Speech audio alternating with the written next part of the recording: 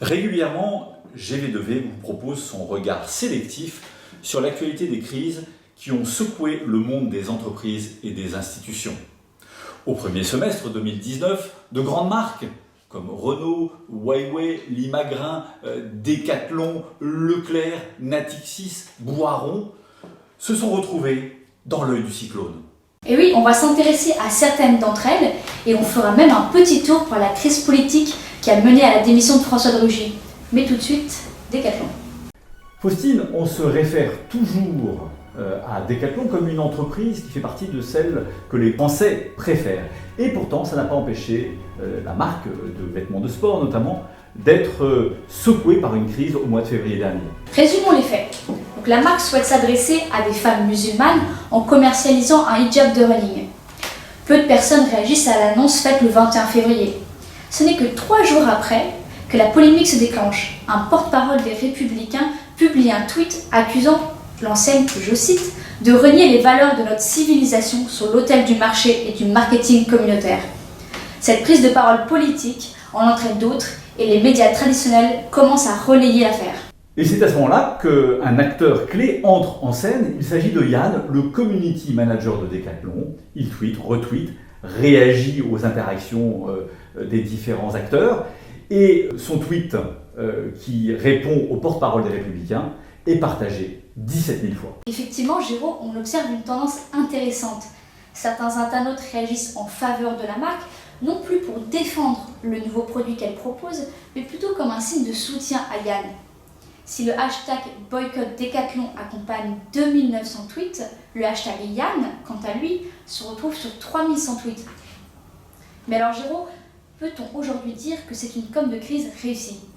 Ce qu'on peut dire, Faustine, c'est que Decathlon a réussi à s'appuyer sur la cohérence de sa promesse, c'est-à-dire rendre le sport accessible à toutes et à tous. Et ça, c'est une force formidable. Par ailleurs, on peut noter que l'entreprise a été très réactive et constante. Enfin, sa communication, on l'a vu à l'instant avec Yann, a toujours été incarnée et il n'est jamais tombé dans l'agressivité.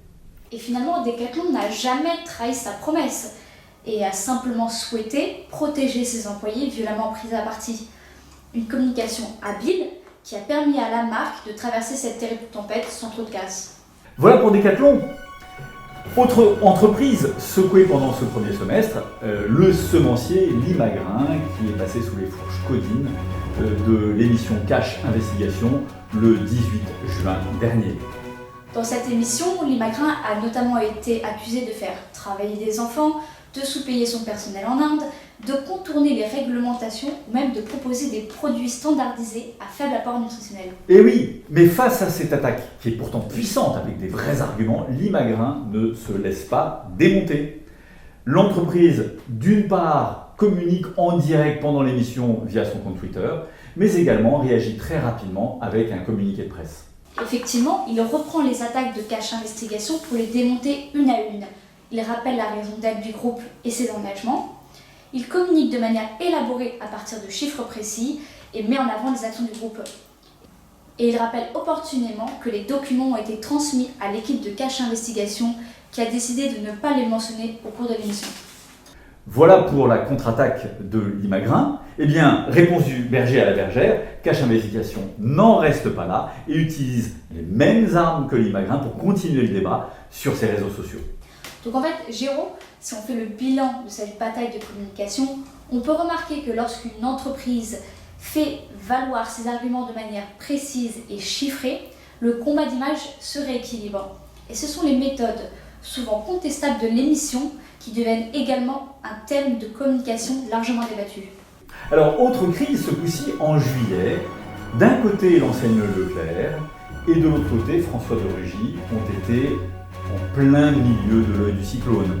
Leclerc, lui, c'est pas rien, est accusé de pratiques commerciales abusives avec la menace d'une amende de 117 millions d'euros. Donc de son côté, François de Rugy, ministre de la Transition écologique et solidaire, se retrouve pris dans la lessiveuse médiatique, principalement à cause des accusations que lui porte le site Mediapart. On parle de somptueux dîners organisés à l'Assemblée nationale, ce qu'on a appelé le Homargate. On parle de travaux coûteux organisés au sein du ministère. On évoque même un dressing à 17 000 euros. On évoque également les indemnités représentatives de frais de mandat, utilisées de manière pour le moins contestable. Bref, beaucoup d'accusations pour le ministre. Alors faisons un petit retour sur la communication dans ces deux affaires, en commençant par Leclerc, où contrairement à ses habitudes, Michel-Édouard Leclerc ne monte pas immédiatement au créneau, comme il l'avait fait par exemple, on s'en souvient, pour Lactalis. On avait même commenté le sujet dans un précédent regard sur les crises. Michel-Édouard Leclerc, dans l'affaire Lactalis, où il avait été accusé de mal retirer les produits de ses supermarchés, était monté au créneau directement et avait négocié une interview dans Le Parisien pour déminer la crise. Mais dans ce cas-là, c'est d'abord sur un communiqué de presse que repose la stratégie de communication du groupe. Celui-ci est particulièrement offensif. Il évoque l'acharnement des pouvoirs publics français, en évoquant par exemple les différentes assignations judiciaires, les perquisitions, les auditions multiples en commission d'enquête parlementaire, et confirme même que les centres Leclerc vont instruire une saisine de la Cour de justice de l'Union européenne. Et il se pose même quasiment en victime, en expliquant que l'État va à l'encontre de la législation européenne et prend Leclerc pour cible, alors qu'il favorise ce genre de comportement dans les autres secteurs de l'économie. Mais le groupe s'explique. Pour lui, il est tout à fait normal de vouloir faire payer des multinationales, sous-entendu des multinationales qui se font de l'argent sur le dos des consommateurs français. On voit ici que la stratégie de Leclerc est toujours la même. Défendre le consommateur et défendre les prix bas. Et à chaque fois, l'enseigne joue sur du velours, d'une certaine manière, même quand l'accusation est lourde. Dans un second temps, c'est Michel-Édouard Leclerc lui-même qui va prendre le relais de cette stratégie de communication. Et le cadre est dûment choisi, parce que la première fois où il s'exprime, c'est sur la route du Tour de France, la grande fête populaire du moment. Il se paye même le luxe d'évoquer dans son intervention les gilets jaunes.